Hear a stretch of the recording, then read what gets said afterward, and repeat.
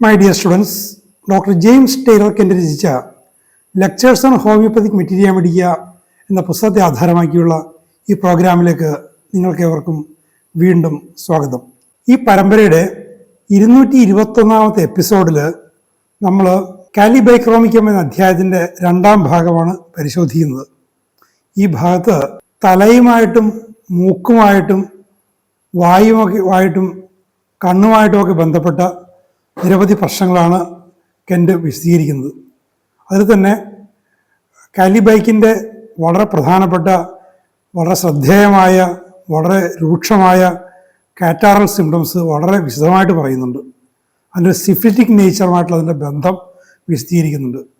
വളരെയധികം പേരിൽ ഉപകരിക്കുന്നൊരു ഔഷധമാണിത്, വിശേഷം ഇത്തരം മൂക്കുമായിട്ട് ബന്ധപ്പെട്ട കാര്യങ്ങളിൽ. അതിൻ്റെ വിശദാംശങ്ങൾ നമുക്ക് പരിശോധിക്കാം. It has violent headaches and its headaches are mostly associated with catarrhal conditions. അപ്പോൾ ശക്തമായ തലവേദനയുണ്ട്. ആ തലവേദനയും ഈ കാറ്റാറൽ കണ്ടീഷൻസുമായിട്ട് ബന്ധപ്പെട്ട് വരുന്നതാണ്.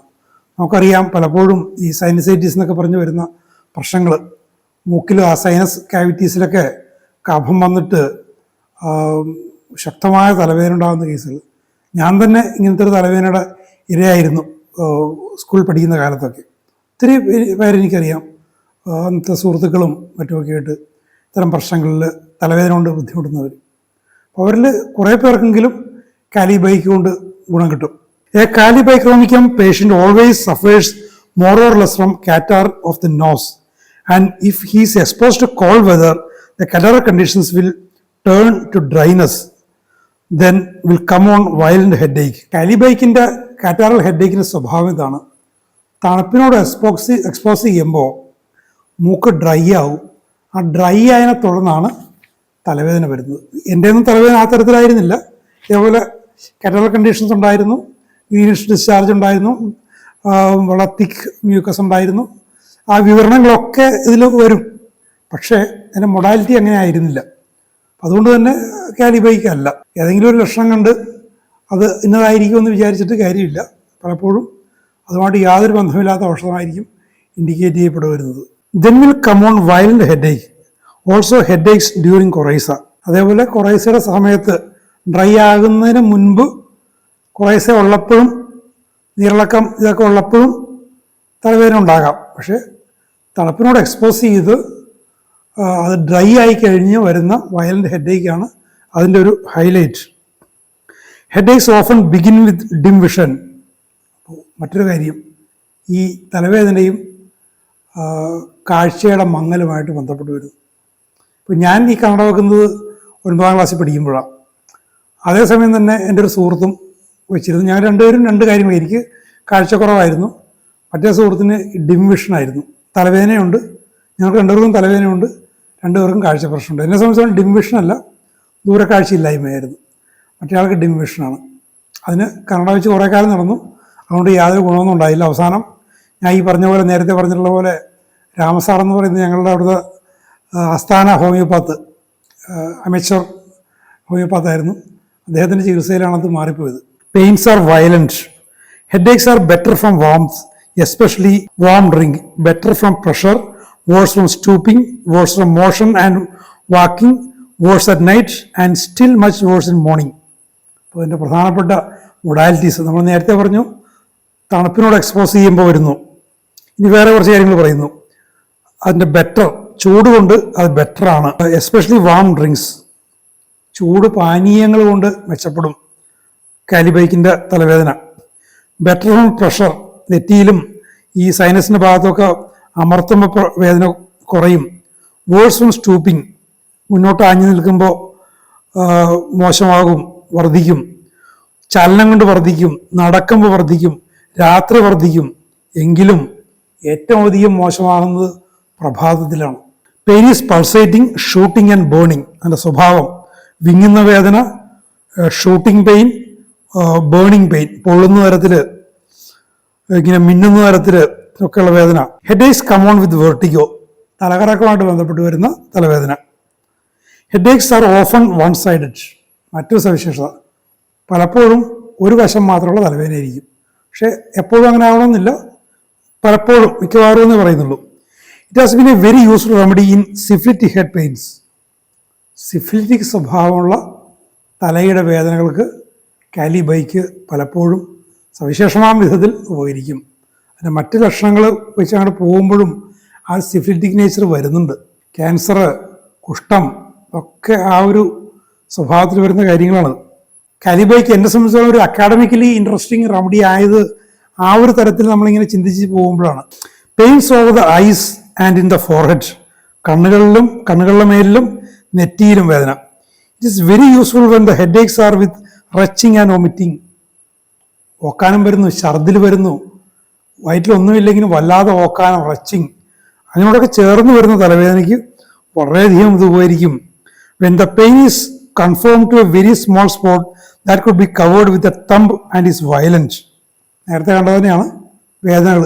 ഒരു വിരലുകൊണ്ട്, തള്ളവിരലുകൊണ്ട് അമർത്തിപ്പിടിക്കാവുന്ന ആ ഒരു ചെറിയൊരു വട്ടത്തിൽ വരുന്ന വേദന, വളരെ ശക്തമായ വേദന. When the headaches come periodically and with dizziness, പീരിയോഡിക്കലായിട്ട് ഇടക്കിടക്ക് വരുന്ന തലവേദന, അതിനോടൊപ്പം ഒരു ഡിസീനസ്, ഒരു തളർച്ച, ഒരു ചെറിയൊരു ബോധക്ഷയം പോലെ.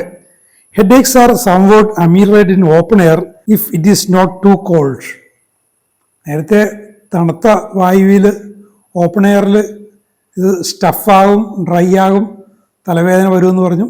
അപ്പോൾ വലിയ തണുപ്പല്ലെങ്കിൽ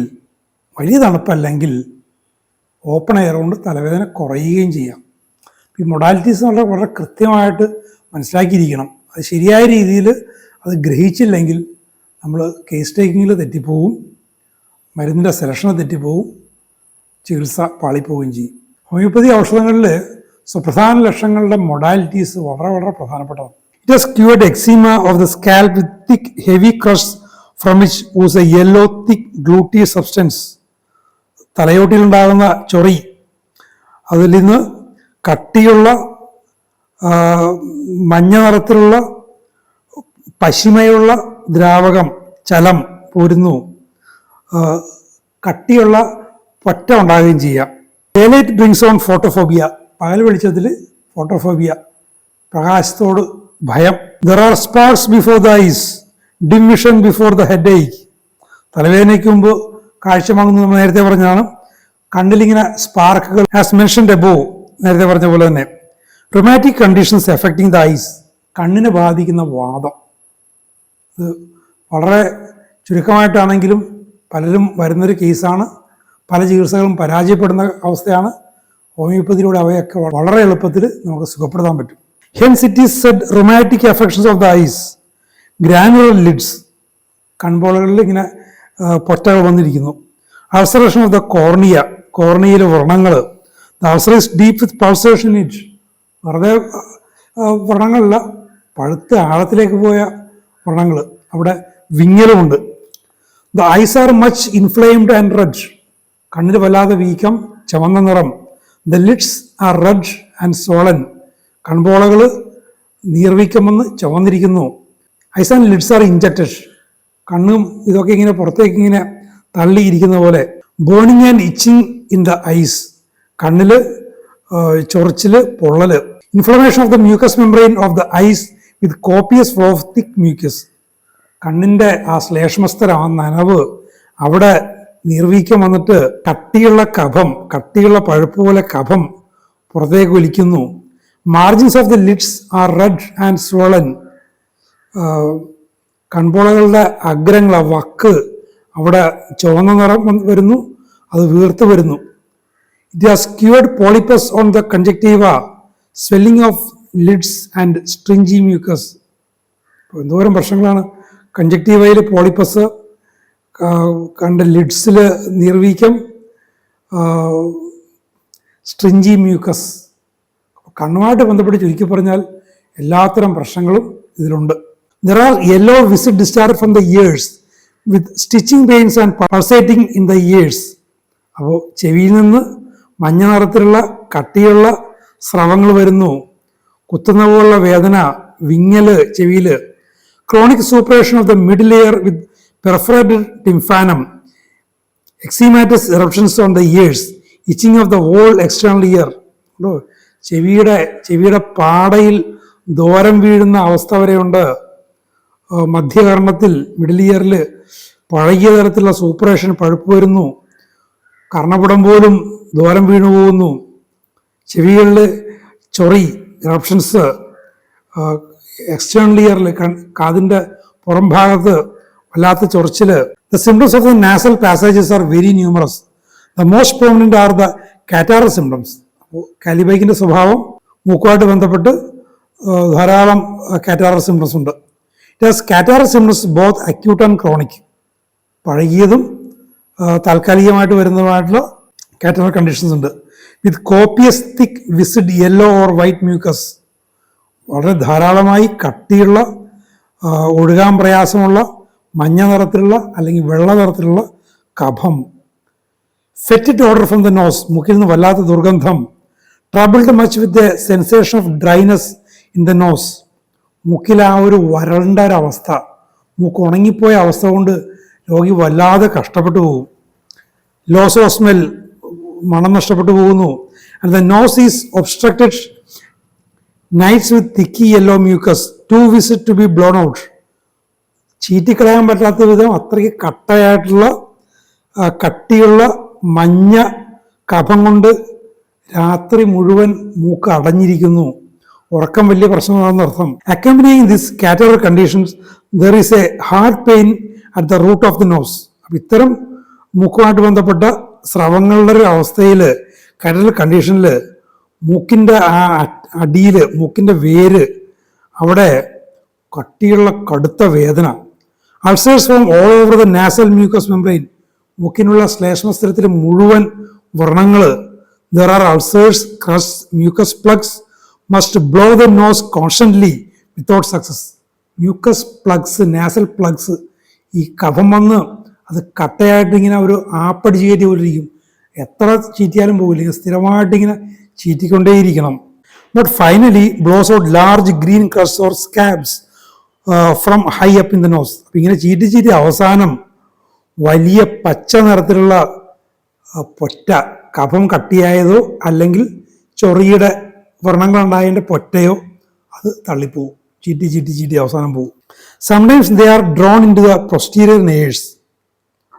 ചില സമയത്ത് ഇങ്ങനെ ചീറ്റി പുറത്തേക്ക് ഇട്ടിട്ട് ഉള്ളിലേക്ക് വലിക്കുമല്ലോ, ഉള്ളിലേക്ക് വലിക്കാൻ നേരത്ത് ഇത് വായിലേക്ക് വരും, മൂക്കിൻ്റെ മറ്റേ ദ്വാരത്തിലൂടെ വായിലേക്ക് വരും. അങ്ങനത്തെ അവസ്ഥ ഉണ്ടാവും. There is burning and pulsating in the nasal cavities. മൂക്കിൻ്റെ ആ രന്ധ്രങ്ങളിൽ പൊള്ളലുണ്ട്, വിങ്ങലുണ്ട്. When the nasal cavity is in this state of ulceration and catarrh, there is shooting pain from the root of the nose to the external angle of the eye through the whole forenoon. കണ്ടോ, വളരെ സവിശേഷമായ ലക്ഷണം. മൂക്കിൻ്റെ രന്ധ്രങ്ങൾ ഈ ഒരു അവസ്ഥയിലിരിക്കുമ്പോൾ, ഇങ്ങനെ വ്രണങ്ങൾ വന്ന അവസ്ഥയിരിക്കുമ്പോൾ, ഈ കാറ്റാറൽ കണ്ടീഷനിലിരിക്കുമ്പോൾ മൂക്കിൻ്റെ ആ അടിയിൽ വേരിൽ നിന്നും കടക്കണ്ണുകളിലേക്ക് എക്സ്റ്റെൻഡ് ചെയ്യുന്ന വേദന ഉച്ചവരെ, ഫോർനൂൺ പീരീഡിൽ മുഴുവൻ. Extreme soreness inside the nose. മൂക്കിൻ്റെ അകത്ത് വല്ലാതെ പ്രയാസം, സോർനസ്, വേദന, തൊട്ട് കഴിഞ്ഞാൽ പ്രശ്നം. Expired air feels hot and causes sensation of burning. പുറത്തേക്ക് നിശ്വസിക്കുന്ന വായു വല്ലാതെ ചൂട്, ആ നിശ്വാസവായു കൊണ്ട് പൊള്ളൽ. He has snuffles and increased catarrhal conditions in damp weather. ഈർപ്പമുള്ള കാലാവസ്ഥയിൽ, അത് നമ്മളുടെ സമ്മറിലുമാകാം നല്ല മഴക്കാലത്തുമാകാം, കാറ്ററൽ കണ്ടീഷൻസ് വർദ്ധിക്കുന്നു. സ്റ്റഫിൾസ്, മൂക്കിൽ നിന്ന് വരുന്ന ശ്വാസം കൊണ്ട് ശബ്ദം. There are also burning, excoriating, watery discharge from the nose. മൂക്കിൽ നിന്ന് പൊള്ളുന്ന തരത്തിലുള്ള ആ സ്രവം വരുന്ന ഭാഗങ്ങളിലൊക്കെ തൊലി പോകുന്ന തരത്തിലുള്ള വെള്ളം പോലുള്ള ഡിസ്ചാർജസ് ഉണ്ട്. As in acute catarrhal conditions. അത് കണ്ടു കഴിഞ്ഞാൽ ഒരു സാധാരണ ജലദോഷമാണെന്ന് തോന്നുള്ളൂ. Coryza is fluent, excoriating with loss of smell. സാധാരണ ജലദോഷം വളരെ ഫ്ലുവൻ്റ് ആണ്, അത് ഒലിച്ചിറങ്ങുന്ന ഭാഗങ്ങൾക്ക് തൊലി പോകും, മണം പോവുകയും ചെയ്യും. With the chronic condition there comes perforation of the septum and pressing pains in the frontal sinus. കണ്ടോ, ഇത് അങ്ങനെ കടുത്ത് ക്രോണിക് കണ്ടീഷനായി കഴിയുമ്പോഴേക്കും എന്താ സംഭവിക്കുന്നത്? മൂക്കിൻ്റെ ഉള്ള ഭിത്തി, രന്ധ്രങ്ങളെ വേർതിരിക്കുന്ന ഭിത്തിയിൽ അത് വ്രണങ്ങൾ വന്ന് അതിൽ ദ്വാരം വരുന്നു. എന്നിട്ട് മുൻവശത്തുള്ള സൈനസിൽ വല്ലാതെ അമർത്തുന്ന പോലുള്ള വേദന. A very strange condition then is observed. ഇനിയും അതിനേക്കാൾ സ്ട്രേഞ്ച് ആയിട്ടുള്ള ലക്ഷണങ്ങൾ വരുന്നു. സ്കാബ്സ് from upon the nasal septum. When there are removed, there comes photophobia. അപ്പോൾ ഈ നാസൽ സെപ്റ്റമിൽ ഉണ്ടാകുന്ന ഈ ചൊറി അതേതെങ്കിലും തരത്തിൽ റിമൂവ് ചെയ്ത് കഴിഞ്ഞാൽ, ഫോഴ്സിബിളി റിമൂവ് ചെയ്ത് കഴിഞ്ഞാൽ ഈ പ്രകാശത്തോടുള്ള ഭയം, ഫോട്ടോഫോബിയ വരുന്നു. ദെൻ ഡിംനെസ് ഓഫ് വിഷൻ, അതിനോടൊപ്പം കാഴ്ച മങ്ങുന്നു. ഫോളോഡ് ബൈ ഹാർഡ് ഫോണ്ടൽ ഹെഡേക്ക്, അതിൻ്റെ പിന്നാലെ നെറ്റിയിൽ മുൻഭാഗത്ത് കടുത്ത തലവേദന വരുന്നു. അപ്പം എന്താണ്, നാസൽ സ്പെക്ട്രത്തിലെ സ്കാബ്സ്, ചൊറികൾ ഏതെങ്കിലും തരത്തിൽ തോണ്ടിയോ ചരണ്ടോ ഒക്കെ കളഞ്ഞു കഴിഞ്ഞാൽ ഫോട്ടോഫോബിയ വരുന്നു, കാഴ്ച മങ്ങുന്നു, തലയുടെ മുൻഭാഗത്ത്, നെറ്റിയുടെ ഭാഗത്ത് കടുത്ത തലവേദന വരുന്നു. ആ ഒരു progression. The septum is sometimes destroyed by ulceration. ഉണ്ടോ, ആ മൂക്കിൻ്റെ വേർതിരിവ് ചിലപ്പോൾ വ്രണങ്ങൾ വന്നിട്ട് നേരത്തെ ദ്വാരം വരുമെന്ന് പറഞ്ഞു, ഇവിടെ അത് മൊത്തം നശിച്ചു പോവുകയും ചെയ്യുന്നു. Much thick blood is blown out of nose, മൂക്കിൽ നിന്ന് കട്ടിയുള്ള രക്തം ചീറ്റുമ്പോഴും തുമ്മുമ്പോഴൊക്കെ പോകുന്നു. Now it has cured these conditions when they were syphilitic. ഇതിനൊരു സിഫിലിറ്റിക് നേച്ചർ ഉള്ളപ്പോഴാണ് ഇത് ഈ ലക്ഷണങ്ങൾ ക്യൂർ ചെയ്യുന്നത്. സിഫിലിറ്റിക് നേച്ചർ എന്ന് പറയുമ്പോൾ നിങ്ങൾ പഠിച്ചിട്ടുണ്ട്, ഓരോ മയാസിൻ്റെയും പൊതു സ്വഭാവം, അതുപോലെ തന്നെ നമ്മളിതിൻ്റെ ജനറൽ കണ്ടീഷൻ, മൊഡാലിറ്റീസും അതിൻ്റെ ക്രോണിക് കണ്ടീഷൻസും ഒക്കെ സമഗ്രമായിട്ട് നോക്കുമ്പോൾ അത് തന്നെ അതിൻ്റെ ഒരു സിഫിലിറ്റിക് കണ്ടീഷൻ. ക്രോണിക് ട്രീറ്റ്മെൻറ്റിൽ മയാസ്മാറ്റിക് ട്രീറ്റ്മെൻറ്റ് വളരെ വളരെ പ്രധാനപ്പെട്ടതാണ്. പലപ്പോഴും നമ്മളൊരു ടോട്ടാലിറ്റി എടുത്ത് ഒരു ഔഷധം കൊടുത്ത് അത് ഒരു ചലനം ഉണ്ടാക്കിയില്ല, ഒരു റിയാക്ഷൻ, വൈറ്റൽ റിയാക്ഷൻ ഉണ്ടാക്കിയില്ലെങ്കിൽ ഒരു മയാസ്മാറ്റിക് റെമഡിയെക്കുറിച്ച് ചിന്തിക്കണം. പലപ്പോഴും അതിൻ്റെ ആവശ്യം വരും. It has cured nasal polypus, മൂക്കിലുള്ള ദശവളർച്ച ചെയ്ത് സുഖപ്പെടുത്തിയിട്ടുണ്ട്. It has cured lupus of the nose. Lupus നിങ്ങൾക്കറിയാം, കോശങ്ങളെ, കലകളെ നശിപ്പിച്ചു കഴിയുന്ന ഗുരുതരമാകാവുന്ന അവസ്ഥ, ആ അവസ്ഥകളൊക്കെ ഇത് സുഖപ്പെടുത്തിയിട്ടുണ്ട്. ഇതൊക്കെ വായിക്കുമ്പോൾ ഞാൻ ഓർക്കുകയാണ്, ഞാൻ നേരത്തെ പറഞ്ഞിട്ടുണ്ട്, എറണാകുളം കളമശ്ശേരിയിലൊരു സന്യാസി, ഇന്നിപ്പോൾ എറണാകുളം മെഡിക്കൽ കോളേജ് HMD ഒക്കെ ഇരിക്കുന്ന ഭാഗത്ത് പണ്ടൊരു വനപ്രദേശമായിരുന്നു, പുൽപ്പുറങ്ങളും വനങ്ങളും ഒക്കെ ഉണ്ടായിരുന്ന സ്ഥലമായിരുന്നു.